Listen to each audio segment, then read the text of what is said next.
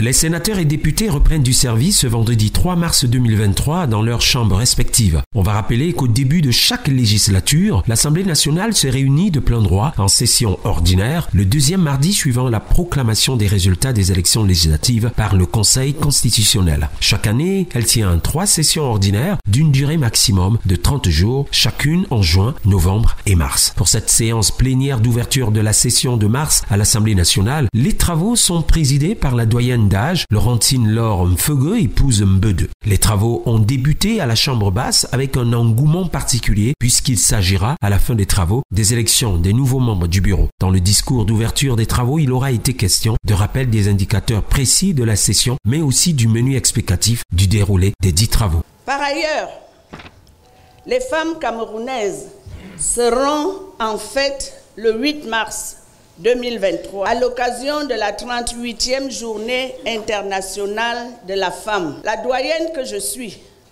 mais femme avant tout, je leur dis, mesdames, faites-vous belles.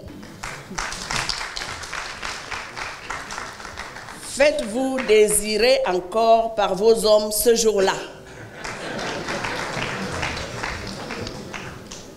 Mais alors, attention au débordement. Fêtons, réjouissons-nous en toute dignité et en toute responsabilité, sans excès.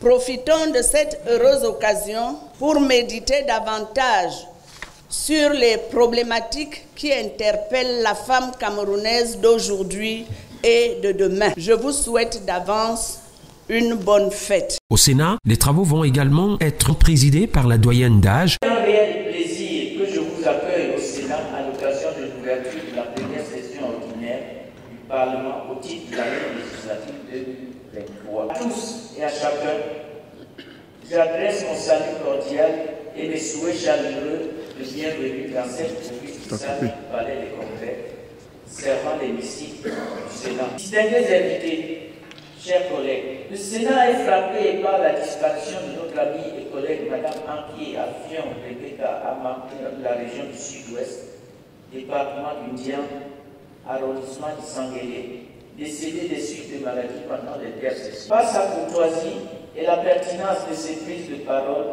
Mme Anki Afion Rebecca Ama a marqué les 2 mandats sénatoriaux qu'elle a effectués à la Chambre haute Cameroun.